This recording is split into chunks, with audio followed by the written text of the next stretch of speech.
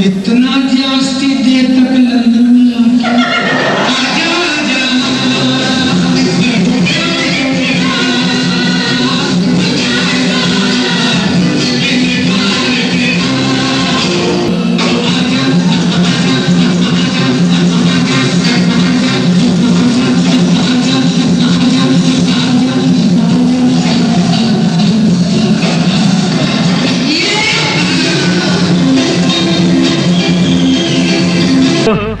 आजा आजा आजा आजा आजा आजा आजा आजा आजा। आशा जी गए माइक्रोफोन में, रफी साहब गए माइक्रोफोन में, 1 2 3 4 किया कंडक्टर ने एंड ट्रैक शुरू हुआ और वो लोग गाने शुरू किए।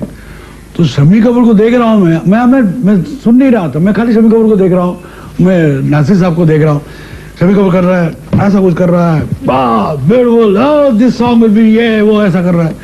नासिर साहब बोले वाह बाप का बेटा, ये वो ये सब कुछ कर रहा है।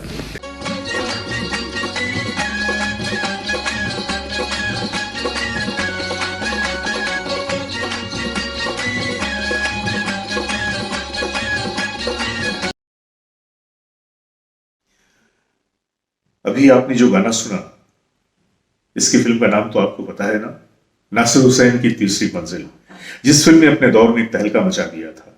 लेकिन इस गाने से जुड़ी हुई भी एक कहानी है और आज मैं आपको वो कहानी बताऊंगा कि इस खूबसूरत गाने की रिकॉर्डिंग में किस तरह की मुश्किलें पेश आई थी। जब इसकी कंपोजिशन बनाई गई और रफी साहब ने और आशा जी ने जब इसकी कंपोजिशन को सुना तो उन्हें लगा कि इस गाने में जिस तरह की गायकी चाहिए, जो अंदाज चाहिए, उसके लिए इन्हें थोड़े रिहर्सल की जरूरत पड़ेगी। लिहाजा उन्होंने आर.डी. बर्मन से कहा कि आप हमें थोड़ा वक्त दीजिए ताकि हम लोग अच्छी तरह से इस गाने को रिहर्स कर लें और आपस में एक दूसरे के साथ सिंग कर लें। आर.डी. बर्मन ने वक्त दे दिया। दोनों सिंगर्स ने थोड़े वक्तों के बाद, रिहर्सल के बाद जब इस गाने को रिकॉर्ड किया तो फिर तो एक समा सा बन गया, एक जादू क्रिएट हो गया। आज इसी गाने से जुड़ी हुई वीडियो लेकर हम आपके सामने आए हैं, लेकिन हम आपका शुक्रिया इस बात के लिए अदा करते हैं कि ग्रेट लेजेंड्स के हमारे प्रोग्राम्स को आप लोगों ने जितनी मोहब्बतों के साथ देखा है, इसके लिए हम आपके दिल से आभारी हैं। और साथ ही साथ आपको ये बता दें कि हमने एक और नया चैनल शुरू किया है क्लासिक एरा के नाम से, लेकिन क्लासिक एरा में आपको थोड़े से अलग कंटेंट मिलेंगे। ऐसे तो आप जो कुछ ग्रेट लेजेंड्स में देखते आ रहे हैं, हमारे क्लासिक एरा के कंटेंट्स थोड़े डिफरेंट होंगे। तो मैं आप लोगों से गुजारिश करूंगा, फरमाइश करूंगा कि आप तमाम लोग उतनी ही मोहब्बत के साथ इस हमारे नए चैनल को भी प्रमोट करें, इसे भी देखें, क्योंकि जैसे जैसे हमारे व्यूवर्स बढ़ेंगे हमें भी यह हौसला मिलेगा कि हम और भी बेहतर काम लेके आपके सामने आए। क्योंकि बहुत दिनों से हमारे देखने वालों की यह फरमाइश थी कि ग्रेट लेजेंड पे हम ज्यादा से ज्यादा रफी साहब की चीजें कर दिखाते हैं, रफी साहब के बारे में ही बातें करते हैं, तो हम किसी और दूसरे अदाकारों के बारे में या फिल्मी हस्तियों के बारे में बातें क्यों नहीं करते। उन लोगों की फरमाइश का ध्यान रखते हुए ही हमने ये नया चैनल शुरू किया है क्लासिक एरा। याद रखिएगा और वादा करें कि आप लोगों से हमें उतनी ही मोहब्बत मिलने वाली है जितनी कि आपने हमारे ग्रेट लेजेंड्स को दिया है। तो आइए चलते हैं वीडियो की तरफ। तीसरी मंजिल की म्यूजिक के लिए जब आर.डी. बर्मन को चुना गया तो उस वक्त वो इंडस्ट्री में नए ही थे और इस नए संगीतकार को चुने जाने से शम्मी कपूर साहब थोड़े खफा भी थे।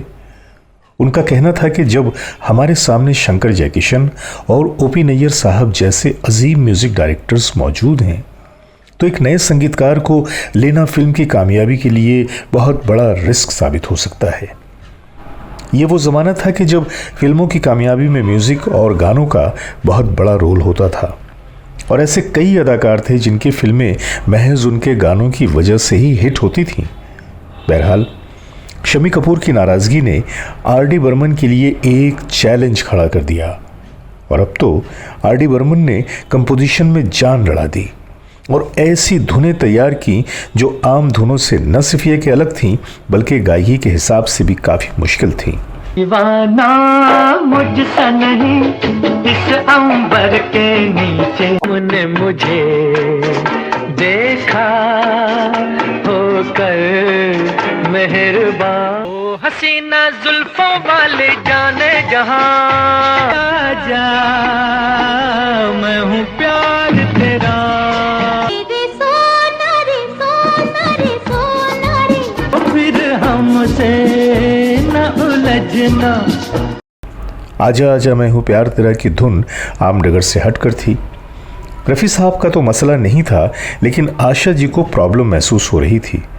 उन्होंने आरडी से प्रैक्टिस के लिए थोड़ा वक्त मांगा और इस बात का जिक्र लता जी से भी किया, तो लता जी ने आशा जी को समझाया कि गीत ही तो है, इसमें परेशान क्या होना, और ये मत भूलो कि तुम मंगेशकर हो और मंगेशकर हार नहीं मानते।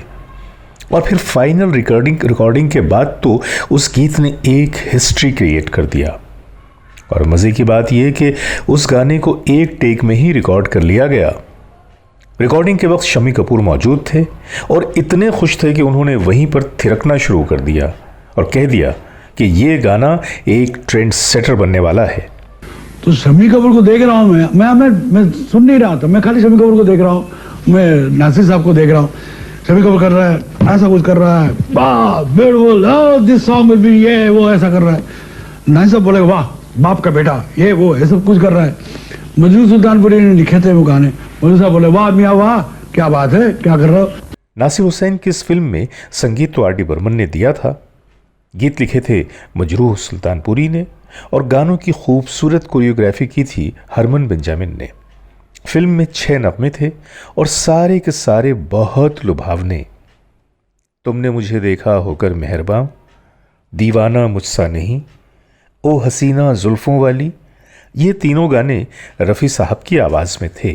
दीवाना मुझसा नहीं, इस अंबर के नीचे तुमने मुझे देखा होकर मेहरबान। आजा मैं हूँ प्यार तेरा।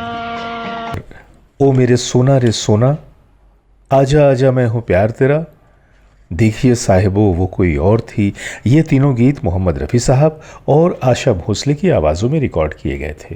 ओ हसीना जुल्फों वाले जाने जहां, रे सोना रे सोना रे सोना रे, फिर हमसे न उलझना। आजा मैं हूँ प्यार तेरा। शम्मी कपूर, आशा पारिक, प्रेम चोपड़ा, प्रेमनाथ, इफ्तिखार, के.एन. सिंह, राज मेहरा, हेलन और लक्ष्मी छाया इस फिल्म के मुख्य किरदारों में थे। इस फिल्म को डायरेक्ट किया था विजय आनंद जी ने और तीसरी मंजिल 1966 में बेहतरीन म्यूजिकल फिल्म साबित हुई, जिसने आर.डी. बर्मन को एक संगीतकार के रूप में इंडस्ट्री में इस्टेब्लिश कर दिया।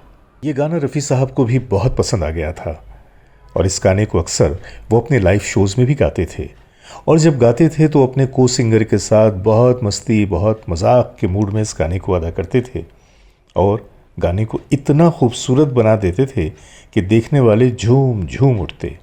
आइए इस गाने की भी एक और झलक आपके सामने।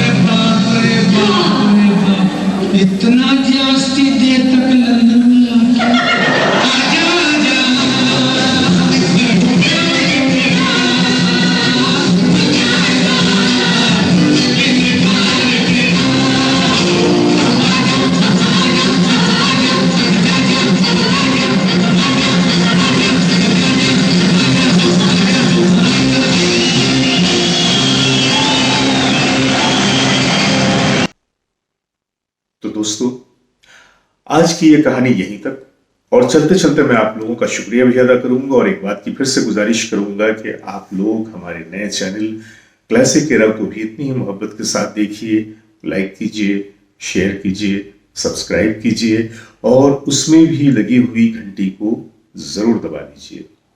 हमारे बहुत सारे व्यूअर्स की एक फरमाइश थी कि हम ग्रेट लेजेंड पे ज्यादा से ज्यादा रफी साहब से मुताल्लिक चीजें पेश करते हैं, दूसरी फिल्मी हस्तियों के बारे में हम कम बातें करते हैं, लिहाजा उनकी फरमाइश पे ध्यान देते हुए हमने इस चैनल की शुरुआत किया है और हमें यकीन है कि इस चैनल के लिए भी आप लोगों का उतना ही प्यार मिलेगा। बहुत बहुत शुक्रिया। शब बखैर, खुदा हाफिज।